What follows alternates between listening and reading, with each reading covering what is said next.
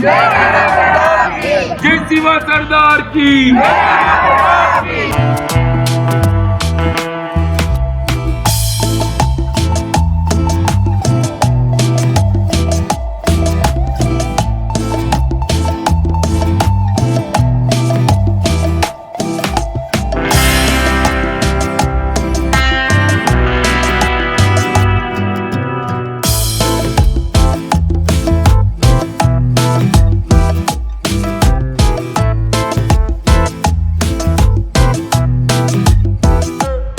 वंदे वंदे भारत माता की, भारत माता की, वंदे वंदे सरदार की, भारत माता की।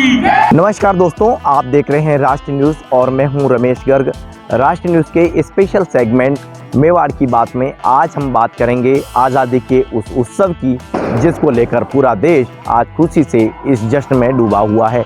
देखिए, आज़ादी के 78वें दिवस पर आज प्रधानमंत्री के इस भाषण में बहुत कुछ बातें कही गई हैं, तो वहीं समाज के लोग भी अपने स्तर पर यहाँ आज़ादी का यह विशेष उत्सव मना रहे हैं। और स्वतंत्रता दिवस की यदि हम मायने की बात करें तो समाज के लोगों के भी कई ऐसे उत्सव होते हैं जो हम देखते हैं, लेकिन आज़ादी के इस उत्सव को मनाने के लिए समाज के लोग जुड़ते हैं। हमारे साथ आज फूलमाली समाज के लोग जुड़ रहे हैं। इनके नंद भवन जो कि इनका समाज का कार्यालय है, इसी में यहाँ ये उत्सव मनाया जा रहा है। और आज हम कई ऐसे मुद्दे हैं जिन पर बात करेंगे, किस तरह के ये मुद्दे हैं, किस तरह से समाज के लोगों ने आज़ादी के उत्सव को मनाया है, उसके अलावा प्रधानमंत्री के भाषण को लेकर ये लोग क्या सोचते हैं। अभी अभी प्रधानमंत्री का भाषण खत्म हुआ है और भाषण में ये साफ कहा गया है कि देश में बढ़ते भ्रष्टाचार पर किस तरह से रोक लगे, महिलाओं पर जो अत्याचार हो रहे हैं, जो यातनाएं हो रही हैं, उन पर किस तरह कुछ कार्रवाई होनी चाहिए। उसके अलावा पश्चिम बंगाल को लेकर भी आज प्रधानमंत्री ने जिक्र किया है। आज़ादी के इस विशेष उत्सव को लेकर आज जितना देश में जश्न देखने को मिल रहा है, वहीं राजधानी दिल्ली से भी हमें इस जश्न की विभिन्न तस्वीरें देखने को मिल रही है। समाज के लोग किस तरह से इस उत्सव को मना रहे हैं, इन्हीं से जानते हैं। रमेश जी हमारे साथ जुड़ रहे हैं। सबसे पहले तो हर उत्सव आपके समाज के द्वारा मनाया जाता है, लेकिन आज आज़ादी का यह उत्सव है, कैसे मना रहे हैं, क्या कहते हैं? बहुत अच्छे धूमधाम से मना रहे हैं। छोटे बच्चे, बड़ी महिलाओं में से सभी अच्छे प्रोग्राम अपने प्रस्तुत किए और आज़ादी के लिए राष्ट्र के गाने, गीत वगैरह गाए हैं और अच्छे उल्लास के साथ में आज हम स्वतंत्रता दिवस 78वां मना रहे हैं। और हमारे समाज के सभी बुजुर्ग लोग वगैरह, महिलाएं सब इकट्ठे होकर हम समाज का एक अच्छा सा प्रोग्राम प्रस्तुत कर रहे हैं। और आज देश के अंदर भी इतना महिलाओं के साथ अत्याचार हो रहा है ये पश्चिम बंगाल के अंदर, तो ये हम सभी मिलके कल 14 तारीख को हमारे उदयपुर के अंदर भी धरना प्रस्तुत किया था। और आज हमारी भी यही आशा है कि मुस्लिम जो भी हमारे हिंदू के अंदर जो अत्याचार कर रहे हैं, उनके लिए कोई ऐसा कानून बनना चाहिए जिससे ये रोक लगे और आगे भविष्य में ये नहीं करे। इसलिए जी, प्रधानमंत्री महोदय ने जो कहा है बहुत अच्छा कहा है, क्योंकि इस स्वाधीनता दिवस पर जो उन्होंने कहा है सेक्युलरवाद और ये जो सारी चीज़ें हैं, उसके लिए कानून तो आना ही चाहिए। महिला उत्पीड़न के लिए जो परेशान है महिलाएं, उनके लिए जो माननीय नरेंद्र जी मोदी ने कहा है, उसका हम समर्थन करते हैं और नई क्रांति पैदा करेंगे। मैं राखी माली फूलमाली समाज का आज नंद भवन में बहुत ही उत्साह के साथ इस कार्यक्रम को सब लोग एंजॉय कर रहे हैं। स्वतंत्रता दिवस की बहुत बहुत शुभकामनाएं सबको, बधाई। और जिस तरह से समाज में संगठन और एकता होनी चाहिए, इस तरह से सबको एक भावना से एक विकास मन में लाके और सबको आगे रख के बढ़ चढ़ के हिस्सा लेवें और सब में एक ही भावना के साथ इस समाज को आगे बढ़ाएं। जी, जब समाज आगे बढ़ेगा तो देश आगे बढ़ेगा। जी, इस छोटे छोटे रूप के विचारधारा सबको होनी चाहिए। महिलाओं में जो दुर्व्यवहार और अत्याचार जो हो रहे हैं, उसका जो भी गुनाहगार होता है, मैं तो कहती हूँ कि उसको ऐसी सज़ा देनी चाहिए ताकि हमेशा एक जो टैटू बनाते हैं ना, उसको ऐसी इस तरह से, ताकि समाज में हमेशा उसको उस दृष्टि से देखा जाए, दोबारा कोई भी ऐसी गलती ना करे, किसी महिला के साथ अत्याचार ना करे, ताकि महिलाएं सुरक्षित रहेंगी तो इस देश को आगे बढ़ सकेगा। महिलाएं दो घर को संभालती है, अपना घर और ससुराल दोनों संभालती है और आज तो देश के लिए भी बहुत ही आगे बढ़ चढ़ के हिस्सा ले रही जी। है। तो इस तरह महिलाओं के सशक्तिकरण और महिलाओं की जो शक्ति है उसको बहुत सुरक्षित रखना बहुत ही जरूरी है। महिलाएं खुद भी अपने आप में बहुत सक्षम रहें और आगे बढ़ें। बहुत बहुत महिलाएं सक्षम रहें, ऐसा आप कह रही हैं। प्रधानमंत्री के भाषण में आज ये बात भी कही गई कि महिलाओं पर जो अत्याचार हो रहे हैं, बांग्लादेश में जो कुछ घटनाएं हो रही है, इस घटनाओं को लेकर भी इस पर रोक लगे और इस पर प्रधानमंत्री ने ये भी साफ किया है कि आने वाले समय पर इस पर बड़ा एक्शन होना चाहिए। तो समाज के लोगों में भी अब लगातार इस तरह की नाराज़गी देखी जा रही है, वो लगातार सड़कों पर आ रहे हैं। आप महिला होने के नाते क्या कहते हैं? सबसे पहले तो मैं 78th गणतंत्र दिवस पे सबको हार्दिक शुभकामनाएं। इसी दिन हमारा देश आज़ाद हुआ था, लेकिन कहाँ हुआ है, महिलाएं आज़ाद नहीं है। बेटी बचाओ बेटी पढ़ाओ, तो बेटियों को कैसे पढ़ाए? बेटियों को पढ़ा भी देते, एक डॉक्टर बनी है वो रेजिडेंशियल। अभी डॉक्टर के रिसेंटली जो कांड हुआ है, तो हम चाहते हैं कि मतलब इसका निष्पक्ष जांच हो, किसी एक को दोषी करार दे के वो वहाँ की व्यवस्था है वो हट नहीं सकती। आए दिन निर्भया कांड हो रहा है। सबसे पहले मोदी जी को इसी पे एक्शन, हमको विश्वास है मोदी जी पे, मोदी जी ही कर सकते हैं कि महिलाओं की जो सुरक्षा है उनको कैसे सुनिश्चित करें। मतलब कि अभी ये जो स्वतंत्र हुआ है देश, स्वतंत्र नहीं है। हम बेटियों को पढ़ाते हैं, इतना पैसा खर्च करते हैं, मतलब आप बाहर ही नहीं, घर में भी वही हाल है। कहीं कहीं सब दूर आज़ादी नहीं है, घर में भी वही हाल है, बंदिश है, वो सब खत्म होनी चाहिए। और मैं कहना चाहती हूँ कि मोदी जी ही कर सकते हैं। जो मोदी जी कानून ला रहे हैं वो सबसे बड़ा बांग्लादेश में हुआ है जी। उसके लिए तो हिंदुओं पे कितना अत्याचार हो रहा है। वहाँ हिंदू मुस्लिम का कोई मसला नहीं था, लेकिन हिंदुओं की लेडीज़ों के साथ उनके घरों को तोड़ के, तो फिर क्या होगा? हिंदुस्तान में भी वही करे क्या कि सारे मुसलमानों के साथ अत्याचार करे या उनके घर को तोड़े? तो ये सॉल्यूशन नहीं है। इसका सॉल्यूशन तो सबको मिलकर ही निकालना पड़ेगा और हमको मोदी जी पे पूरा भरोसा है, वो कुछ ऐसा ही कानून लाएंगे। जी, तो देखिए दोस्तों, जश्न भले ही आज़ादी का है, लेकिन विचार जो है देश हित के हमेशा ही होने चाहिए। और इसमें जब तक यातनाएं प्रताड़नाएं होती हैं, तो महिलाएं आज़ादी के जश्न के दौरान भी आज अपने विचार व्यक्त कर रही हैं। कुछ और लोग हैं, उनसे भी जानते हैं। एक देश में सिविल कोड की अब जो जिस तरह से एक कम्युनल कोड की बात लगातार होती रही है, अब सेक्युलर कोड की बात हो रही है। और आज जो ये उत्सव मनाया जा रहा है, इस दौरान प्रधानमंत्री का ये भाषण आया है और इसमें आज सेक्युलर कोड की बात हुई है। क्या कहते हैं आप? राष्ट्र हित में इसको कैसे देखते हैं? सर्वप्रथम 75वें स्वतंत्रता दिवस की आप सभी को हार्दिक शुभकामनाएं। और हम तो यही चाहते हैं कि एक देश और एक धर्म और एक ही सभी के लिए फैसले होने चाहिए। और जो मेन अभी कोलकाता के अंदर जो महिला रेजिडेंट के साथ जो दुर्व्यवहार हुआ है जी, उसके लिए मोदी जी से निवेदन है कि अगर कानून व्यवस्था को सुधारा जाएगा तो इन सब पे बंदिशें लग सकती है। क्योंकि कानून में कई ऐसी अड़चनें आती हैं जिसका फ़ायदा लेके अपराधी छूट जाते हैं। कभी कहते हैं कि वो नाबालिग है और ये है, लेकिन अगर कोई भी अपराध करता है तो कोई नाबालिग नहीं होता, उससे सोचा समझा होता है और उसमें एक समाज सुधार के लिए उसको जेल में डाल देते हैं कि ये सुधर जाएगा। जो इंसान गलती कर रहा है तो सुधरने की संभावना 90% तक कम ही होती है। आपका यहाँ ये कहना है कि कानून है, मतलब इम्प्लीमेंट सही से नहीं हो रहा है? कानून का इम्प्लीमेंट सही नहीं हो रहा है, क्योंकि है ना, धाराएं भी लागू होती है और सरकार द्वारा कदम भी अच्छे उठाए जाते हैं, लेकिन कहीं न कहीं चूक है जिसके ऊपर विशेष ध्यान देना चाहिए। और तभी जाके अगर कानून व्यवस्था सुधरेगी तो महिलाओं पे उत्पीड़न, अत्याचार और उन सब का कम होगा। और हम तो यही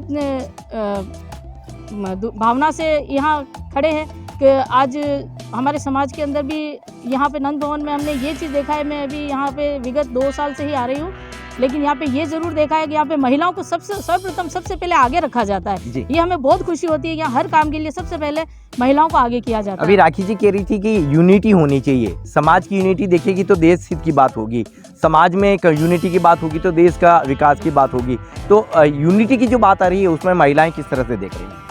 यूनिटी महिलाएं वैसे काफ़ी एकत्रित होती है और हम तो यही चाहते हैं कि राखी जी ने बोला था कि भाई इकट्ठे होंगे, समाज एक साथ, सबका साथ और सबका विकास होता है। तो सभी साथ रहेंगे तभी सबका विकास हो पाएगा। और हम चाहते हैं कि सभी सामाजिक ग्रुप अपने अपने यूनिटी में रहें और जब भी कोई किसी तरह का ऐसा अत्याचार का कोई भी आह्वान होता है तो सभी जनों को एक साथ आ जाना चाहिए, ताकि कम से कम अपन अपने लिए तो लड़ ही सकते हैं, और बाकी ये कानून व्यवस्था है वो अगर उसमें इम्प्लीमेंट अच्छा हो जाएगा तो महिला अत्याचार, भ्रष्टाचार और इन सब पे पाबंदी लग सकती है। जी, एक सवाल आपसे आज करते हैं।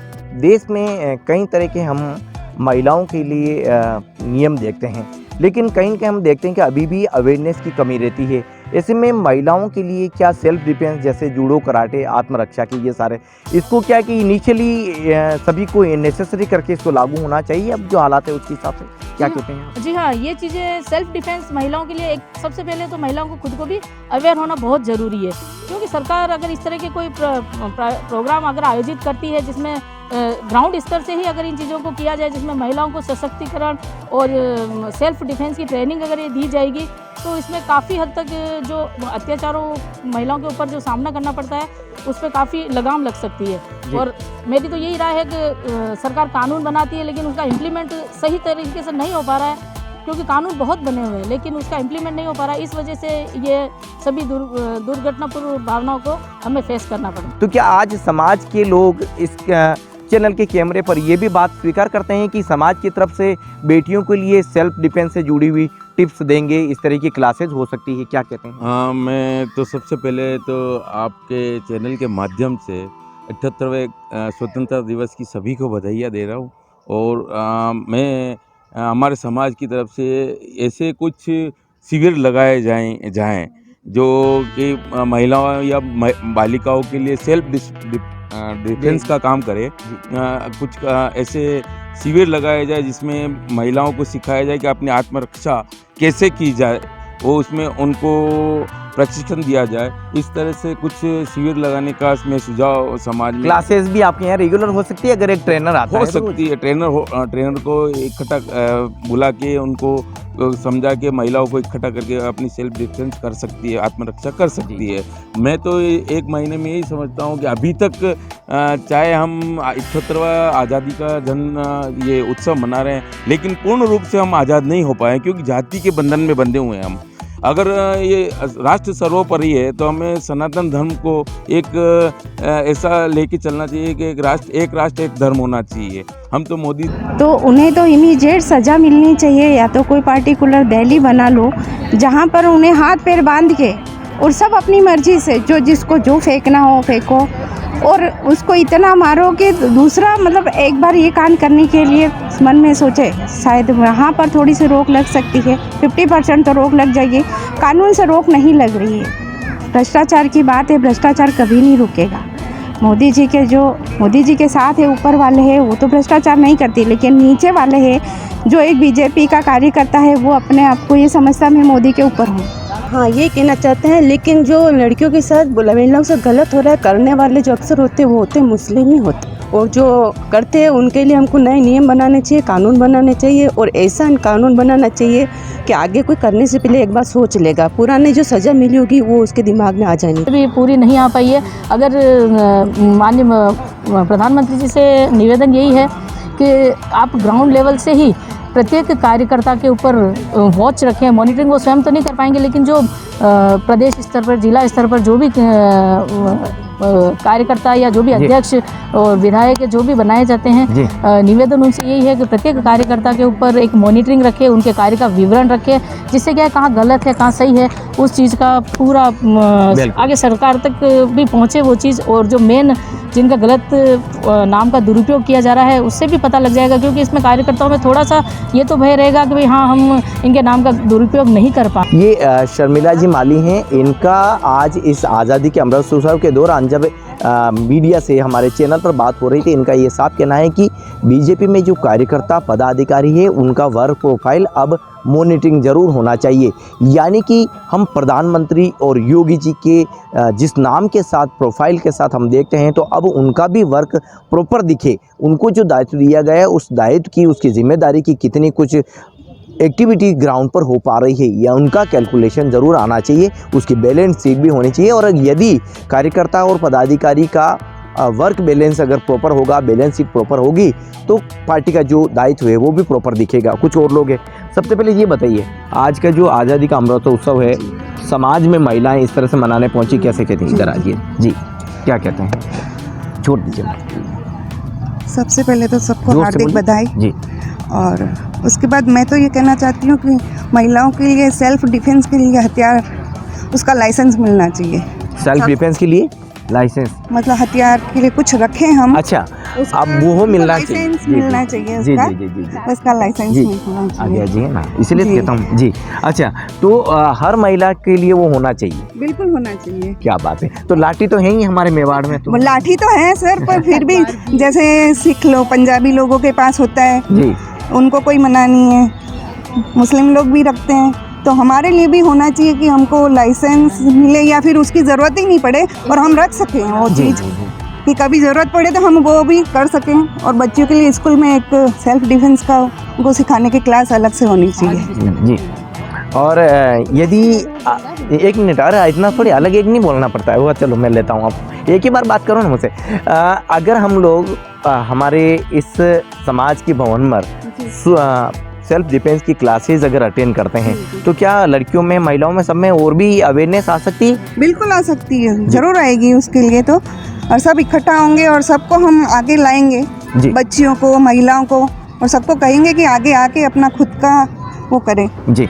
ये क्या आपका क्या नाम है? सरिता जी। ये कैमरे पे बात करना चाह रही, लेकिन इनके काफ़ी सारे भाव हैं, काफ़ी सारे भाव है। अब जानते हैं क्या कह रही हैं, बताइए। नहीं, मैं ऐसे बोल रही हूँ कि बलात्कारियों के लिए मतलब मेरे हिसाब से एक लाख सज़ा होनी चाहिए, वो है मृत्युदंड। आप किसी भी तरीके से दो उसे, अगर आप ये नहीं करोगे मोदी जी तो इस पे लगाम कभी नहीं लगा पाएंगे, बोले कोई भी कानून ले आओ आप जी। तो उसके लिए बस आप मृत्युदंड दो उसे किसी भी तरीके से, या तो उसे खंबे पे बांध के कोई भी कैसे भी मारे। ये भारत है लोकतांत्रिक देश है। बिल्कुल जी। बस मैं चाहती कड़ा कानून होना चाहिए। ये जो इनके जो भाव हैं यहाँ यही है कि कड़ा कानून होना चाहिए। कानून है, उसका इम्प्लीमेंट प्रॉपर नहीं हो पाता है, वो बात आ रही। बेटियां हैं, उनसे जानते हैं। देखिए, सबसे पहले तो पश्चिम बंगाल में जो अभी भी घटना हुई है, उसके अलावा बांग्लादेश में जो कुछ हो रहा है, इसके अलावा आज आज़ादी का अमृत उत्सव मना रहे हैं, तो ये समाज की तरफ से सबसे पहले ये उत्सव मनाने आए, कैसा लग रहा है? मुझे बहुत अच्छा लग रहा है ये उत्सव। मुझे गर्व है कि मेरे आज 78 आज़ादी है, इंडिपेंडेंस डे है हमारा 78। मुझे बहुत गर्व फील हो रहा है कि ठीक है आज़ादी है, पर मुझे अभी भी इस बात का खेद है कि आज भी लड़कियों को मतलब पूरी छूट नहीं दी जा रही है कि आप पढ़ सको, लिख सको, मुझे ये बाहर जा सको, आप बाहर जाके पढ़ सको। अगर मैं पूछूं क्यों, तो क्या जवाब है इसका? क्यों? इसलिए बिकॉज हमारे जो ये हैं सुरक्षा और ये पूरी जो अपने क्या पूरा जो है कुछ अपने सिस्टम है वो सही नहीं है अभी भी। जी। क्या नाम है? सिया गहलोत। ये सिया बहुत बड़ी बात बोल रही है कैमरे पे कि बेटियों को क्यों रोका जा रहा है, घर से बाहर नहीं जाना है, कॉलेज की इतनी पढ़ाई नहीं करनी है, इस प्रोफेशन में नहीं जाना है। ये बोल रही हैं कि जिस तरह के देश के कानून हैं, जो लचीली व्यवस्था है और जिस तरह की नेग्लिजेंसी देखने मिलती है, ऐसे में परिजन भी कई बार बेटी को आगे बढ़ने के लिए रोक देते हैं। अदरवाइज समाज में बेटियों को रोकने के लिए परिजन कोई कदम नहीं उठाते हैं। समाज का जो सिस्टम है, वह देश का जो कानून है, उस पर देखा जाता है। आगे बढ़ते हैं जी। तो अब क्या होना चाहिए सर?